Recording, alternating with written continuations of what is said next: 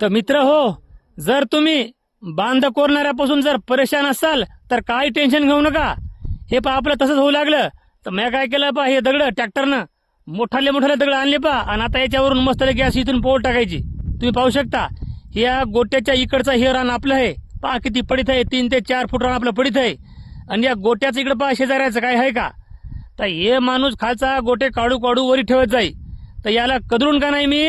आता पहा तुम्ही इथून तिथून किती दगड मोठाले आहेत.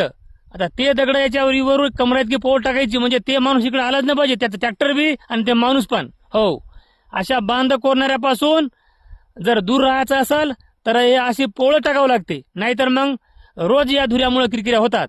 अशा किरकिऱ्या होऊ नये म्हणून मी इथून तिथून पोळ टाकून घ्यालो. तुम्ही पाहू शकता हे इकडचं आपलं रान आहे.